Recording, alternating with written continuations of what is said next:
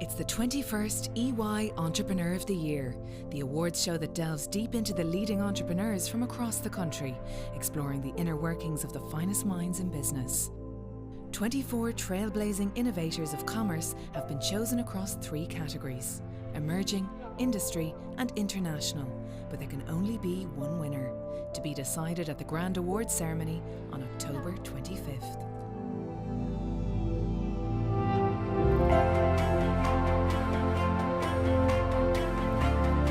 So let's meet the finalists. The second category in this 3-part series is our finalists from the industry category. The industry category are significant employers across the island of Ireland and are the market leaders in their sectors. The Select 8 were asked to nominate someone who has proven to be an inspiration or guiding light to their career. Someone who has been there from the beginning and helped the finalists on their journey to success.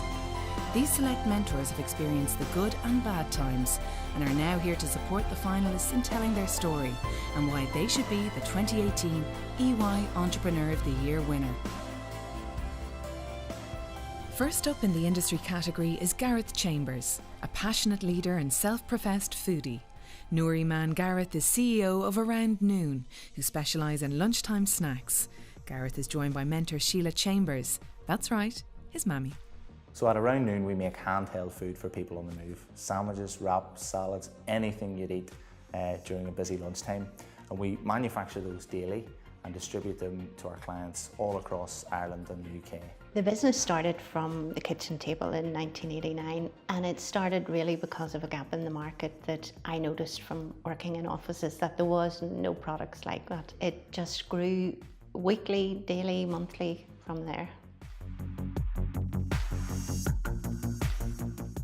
The reason I brought my mum here today is she was really my biggest influencer in terms of mentorship, in terms of putting me in the right path and teaching me how to do the right thing in business.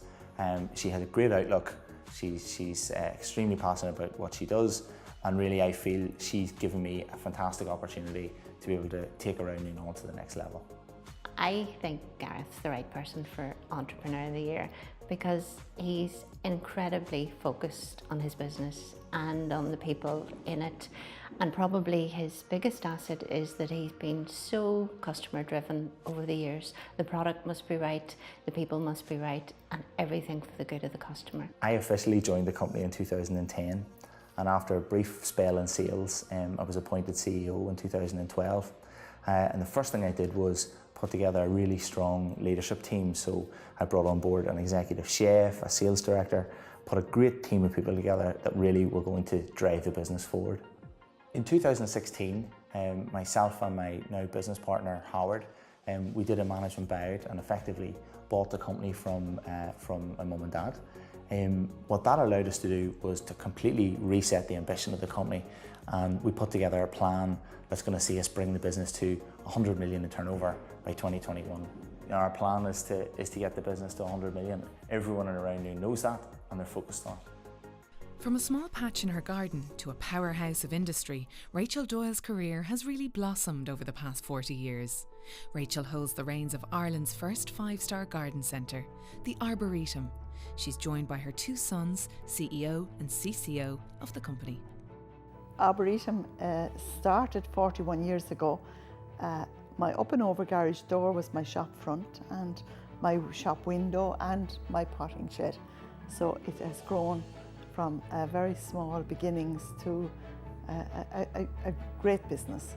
It stocks everything from plants right across to 2 different fashion stores, kitchen store, giftware, interiors and barbecues, furniture, interior and exterior, and everything possible to do with gardening.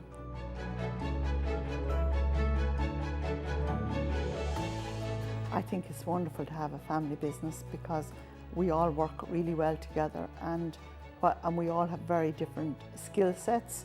I suppose Barry, as the CEO, is certainly, he's a horticulturalist like myself, and Fergal as the chief commercial strategist and looking to the future. Rachel's role now is very much of it as the face of Arboretum, and I suppose She's synonymous around the garden centre as being here all the time, and she's a very hands-on person. What Rachel has done for the horticultural industry and for retail over the last 41 years or so is amazing.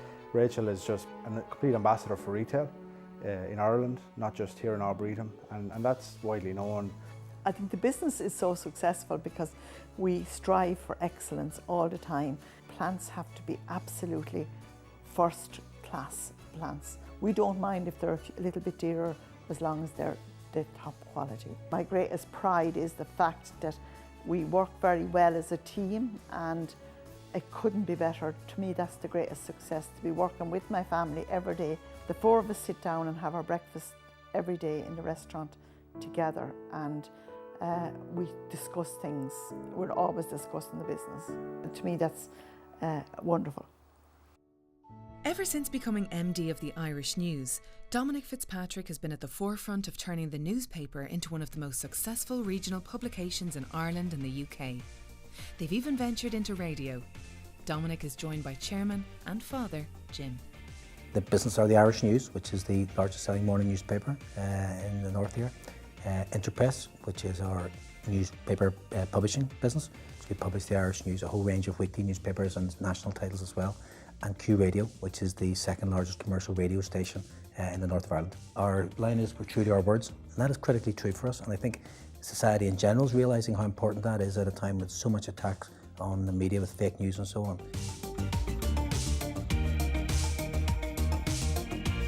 I've worked with Dad every day since I started here 30 years ago, and he's been a huge influence on my life. Obviously growing up I could see the sort of work ethic he had and how devoted he was. Working with him has been a real pleasure. It's probably one of the strengths of the company that we're small, we're a family business. We only work a few feet apart. I think one of his outstanding qualities is his identifying of capable people and knowing very quickly whether that particular person is going to be fit for the role that they're engaged on. You know, we have got a very large foothold in the marketplace, and that is because people do respect and believe what they read in the Irish News. We have an award-winning team of journalists and 150,000 readers every day. Last year we decided to move the radio station into the centre of Belfast. It's a very significant investment. We've spent a lot of money, and we've got what are probably the most modern radio station studios now in the country. I think we'll continue to develop all parts of the business, and you know, we are confident in the future of each of them, but we're always looking for new opportunities too, which can add to areas where we have strengths and synergies. I really think part of the strength of Dominic's success was my giving him freedom and encouraging him to act independently, at the same time consulting me. I've never met anyone in the course of my career whom I would regard as a rival to him. A lot of people have written off newspapers and so on, but we are still a very significant player in the media marketplace, and we're very proud of that. Having risen through the ranks of H&MV Engineering, now CEO PJ Flanagan has helped expand the business from Ireland to the UK, Europe, Asia and South Africa, with plans to expand further. So for PJ, it's a question of where to next. And going with them is Executive Director John Stokes. H&V is an energy solution business. Basically what we do is we get customer connected to the grid. We do the full turnkey package, EPC package here in-house. So everything from all engineering, project management, procurement of equipment, all the people that are needed on the ground, we have it all in-house here, and that's what makes us a standout different to our competitors.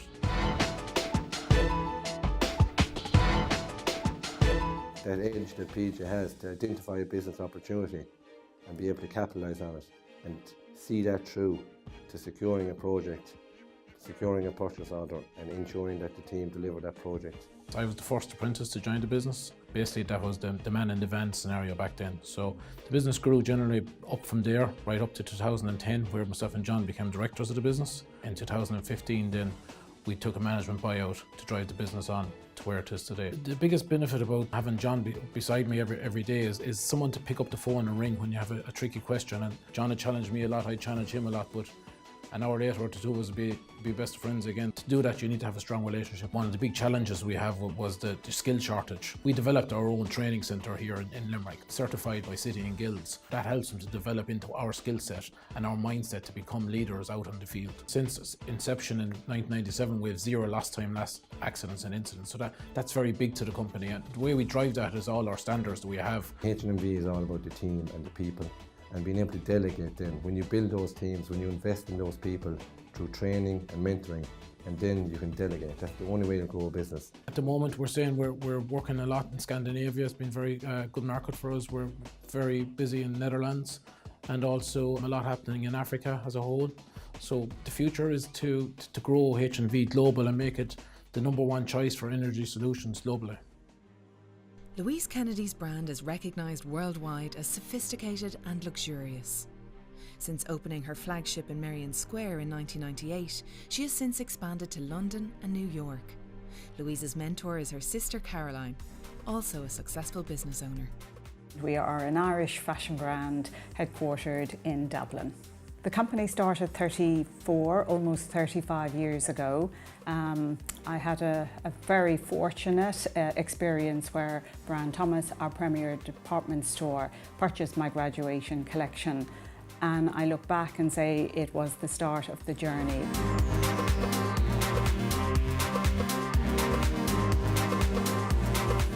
Louise is a natural born entrepreneur. I can't remember a time when Louise wasn't thinking or talking about setting up her own business. She has all the attributes needed, the vision, the ambition, the determination. Looking back on it now, I can't believe she set up her own business straight after college. I think looking back over the years, one of the greatest game changer for me and for the team was the opening of the London flagship store. It allowed us to bring the essence and the quality and the DNA of what we had achieved here in Merrion Square. Success for me can be, I'm not focused on the success because I think I'm probably never quite happy. We're always striving to achieve better. I'm super proud of Louise, not just because she's my sister, but also because I believe she's an amazing businesswoman, a very talented designer, and everything she's achieved in her career, she has earned it all 100% for herself. We would not be here 35 years later if there wasn't a huge aspect of business involved. And I do love the business side. I know where I want to stay within the business as we grow. I know where my forte is, but I still get a buzz from what it takes to grow a business and embrace really exciting new opportunities. Who isn't partial to a good burrito? If you're a fan of Mexican food, then you'll know exactly who Boojum are. MD David Maxwell lets us in behind the curtain of Ireland's favourite Mexican fast casual food giant. And with him is colleague and brother Andrew. Boojum started in 2007 as a new concept, the first in Ireland to offer burritos in Belfast and Botanic Avenue. And over the first kind of 8 years we grew from 1 to 5 sites, and in the last 3 years we've grown from 5 to 17 sites. So it's the burrito phenomenon that's hit Ireland is really, we've been a big driver in that. Andrew's my brother. Andrew and I acquired the business 3 years ago, and we've been a kind of tag team ever since. I bounce every idea I have off him, and he bounces ideas off me, and hopefully 1 or 2 stick and they come together. He's an amazing strategist. He understands this business, everybody's role. He speaks the language of the finance team. He can, if it all goes down in the kitchen, he can step into the kitchen. He talks to the level of the marketing guys. He's just got this ability to understand everybody's role. His background was as a professional rugby player, and through his own contacts, an ex-player who found the deal to buy Boojum and offered it up to us. It wouldn't have happened had Andrew not had the career he had before he jumped into the restaurant space. I've said this many times, that your ideas are only as good as the people that can actually make them happen. Boojum has this amazing brand. It has an amazing offering product that, you know, I hope a lot of people don't take for granted, because there's just an amazingly talented team of people behind that. Everybody is there for a reason, and everybody's bought into what Boojum is and what it's trying to be, and we're not a complete or finished article yet. The last 3 years have been whirlwind for Boojum. We've gone from 5 to 17 sites, but again, we're not done yet. So we will open 3 or 4 sites in Ireland this year, which we've already got earmarked. Beyond that, then we're scoping out opportunity in the mainland UK. I think it's an obvious next step for us. To be nominated, it is recognition of a team of 500 people coming together and building something truly amazing. Vicki OToole is MD and owner of JJ OToole Limited, a packaging and design family-owned powerhouse with over a century of experience in their craft. Vicki is joined by her son JJ, soon to be fourth-generation employee of the company. We create, design, supply and deliver packaging to retailers across the country, UK and further afield. We're the fourth-generation family business. Established by John OToole in 1914 on Catherine Street in Limerick.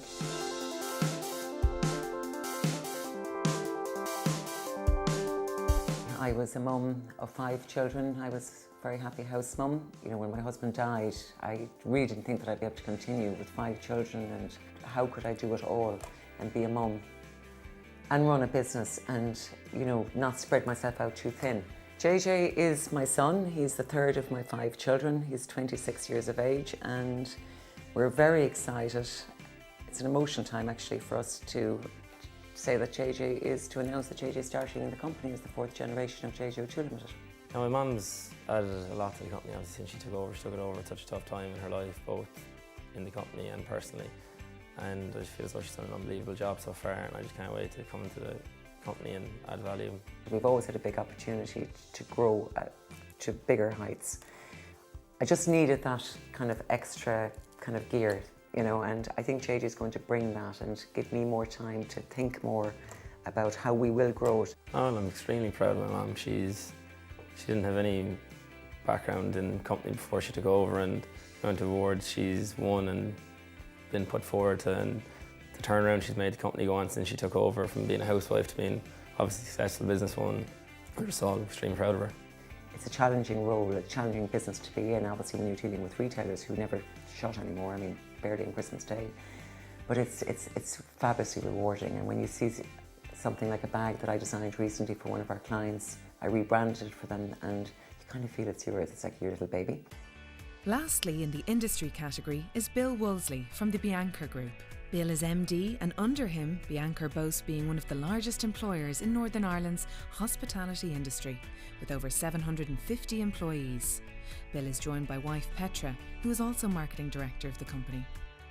The Bianca Group consists of the Merchant Hotel, Bullet Hotel, 2 other hotels which we own and somebody leases off us, Dublin site which has become a Bullet Hotel, the National, the Dirty Onion, the Hillside, 25 other pubs which people lease off us, and Little Wing, which is 8 pizza restaurants, just about to become 9.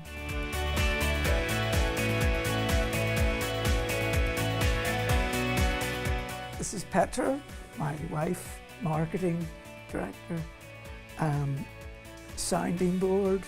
Ultimately, you need someone who reins in your more zany ideas. And Petra, with the fellow directors, is the voice of reason within the company. You can have an incredible meal, but if you have dreadful service, you're never going back.